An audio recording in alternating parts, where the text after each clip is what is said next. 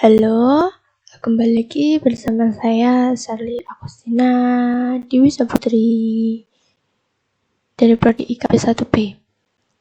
Nah, di sini nanti saya akan sedikit menjelaskan tentang anti korupsi dengan tema tentang pentingnya pendidikan anti korupsi dalam upaya mencegah tindakan korupsi. Latar belakang. Keprihatinan muncul ketika pelaku korupsi banyak ditemukan, baik di lembaga pemerintah maupun swasta, serta melibatkan pimpinan lembaga yang sepatutnya menjadi role model bagi generasi muda. Kan sekarang banyak ya kasus-kasus korupsi yang dilakukan para pejabat tinggi gitu. Kan seharusnya mereka menjadi contoh yang baik untuk generasi muda ke depannya itu. Nah, generasi muda adalah tonggak perubahan bangsa dalam korupsi, termasuk generasi muda memiliki peran yang sangat penting dalam upaya pencegahan korupsi. Upaya yang telah ditempuh untuk mengurangi meningkatnya kasus korupsi, salah satunya melalui aspek hukum seperti suatu lembaga KPK.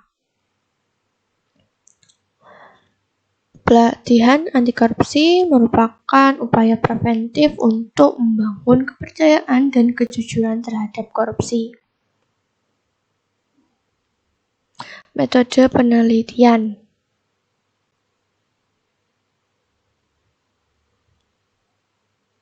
Metode penelitian yang digunakan adalah jenis review. Jenis review yang digunakan dalam artikel ini berbentuk literatur review terhadap 4 artikel anti korupsi dengan menggunakan Google Scholar dengan kata kunci anti korupsi, pentingnya pendidikan anti korupsi dengan kriteria artikel yang ditinjau dalam rentang waktu kurang dari 10 tahun terakhir dan juga mengambil data dari situs pemerintah yang terkait tentang tindakan korupsi. Rumusan masalah. Nah, nanti kedepannya saya akan sedikit menjelaskan tentang bagaimana sih peranan perguruan tinggi dalam mencegah tindakan korupsi, terus berapa pentingnya sih pendidikan anti korupsi dalam menumbuhkan perilaku anti korupsi.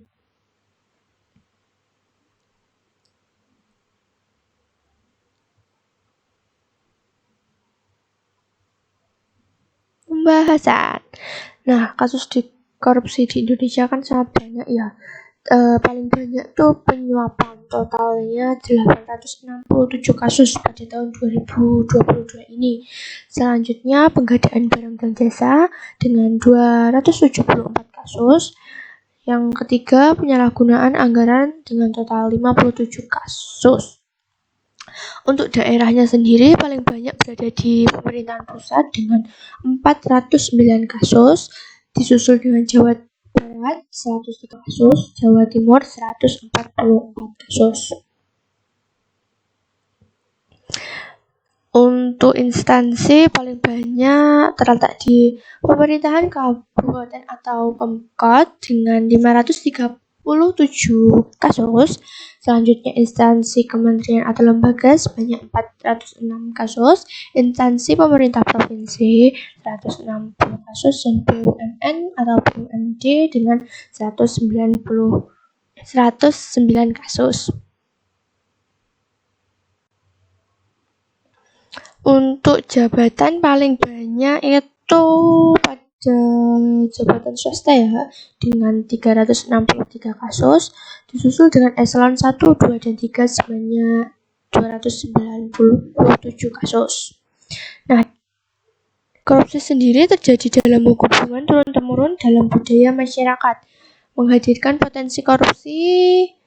Kesetiaan kepada kerabat seringkali lebih terlihat daripada kesetiaan kepada masyarakat. Hal ini seringkali mengarah pada situasi di mana seseorang yang berada pada posisi strategis mengutamakan kerabatnya dan penyalahgunaan kekuasaan untuk kepentingan keluarganya. Nah, ini kan masa-masa mau pemilu ya. Kan sekarang banyak itu penyuapan pemilu yang umumnya terjadi di kalangan masyarakat. Biasanya kan mereka diberi uang, disogok gitu, untuk memilih paslon tertentu agar paslon tersebut menang. Contoh lain dari tindakan korupsi yang akhir-akhir ini menjadi perhatian publik Indonesia, salah satunya adalah kasus dugaan korupsi LNG di Pertamina. Terus korupsi yang melibatkan pimpinan daerah, yakni Bupati Memberamo Tengah, Riki Hampagawa, dan Bupati Bogor Ade Yasin. Selanjutnya Rektor Universitas Negeri Lampung Unila, Prof. Karomani. Beliau ditangkap dalam operasi KPK pada 20 Agustus 2022. Ditangkap dengan pejabat kampus dengan barang bukti uang tunai sekitar 2 miliar. Dan Karomania serta beberapa pejabat kampus dilaporkan mengawasi proses seleksi mahasiswa baru. Beliau dikatakan menetapkan harga antara 100 dan 350 juta untuk satu orang siswa yang lolos mengikuti jalur mandiri. Nah, mereka itu mendapat total sekitar 5 miliar. Nah, apa sih? Oh, iya.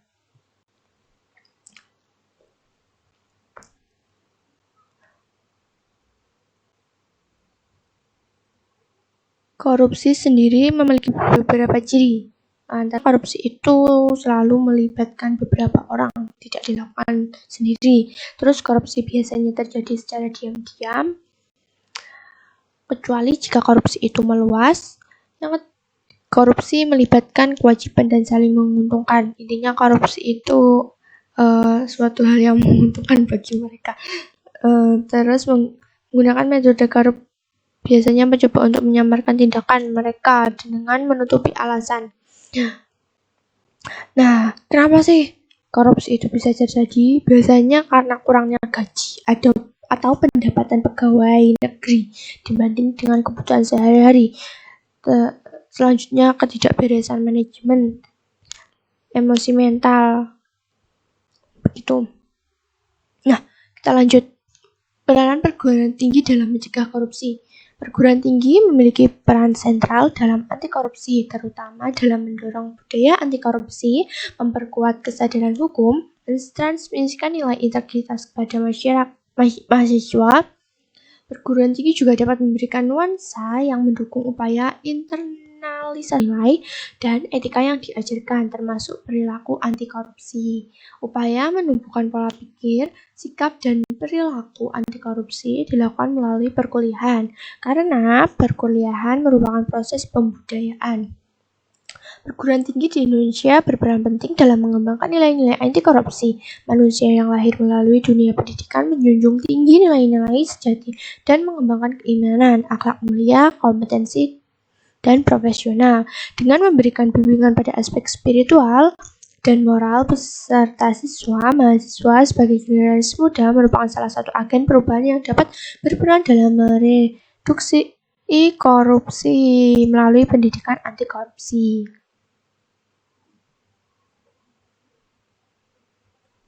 Nah, pentingnya pendidikan anti korupsi.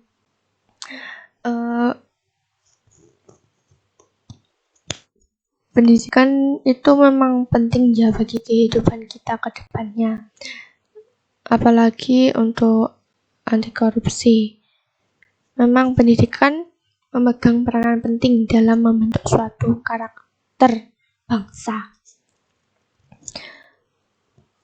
Pendidikan anti korupsi bukan dirancang untuk memberantas maupun mencegah korupsi, melainkan untuk melatih mendidik masyarakat tentang kesadaran untuk berperilaku anti korupsi. Pendidikan anti korupsi tidak efektif jika karakter yang dibentuk bukan karakter anti korupsi. Pembentukan karakter menumbuhkan idealisme dan integritas generasi muda dengan memandang korupsi sebagai kegiatan ilegal. Nah, dengan membentuk kembali karakter anti korupsi itu pada generasi muda, diharapkan akan bisa mengembalikan status korupsi dan membantu mencegah korupsi di masa mendatang. Nah, semoga kedepannya Indonesia untuk tindakan korupsinya bisa berkurang. Nah, kesimpulan.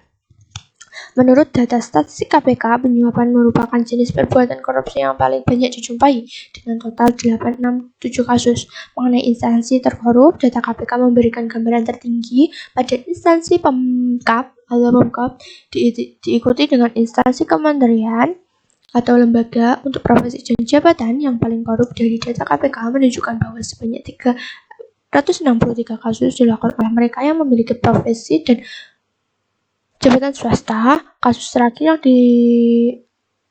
yang paling menggemparkan ya adalah Rektor Universitas Negeri Lampung, Profesor Karamani, dengan dugaan korupsi. Pendidikan anti korupsi harus diarahkan pada penataan kembali karakter dan pola pikir anti korupsi agar dapat dikomunikasikan ke lingkungan yang lebih luas.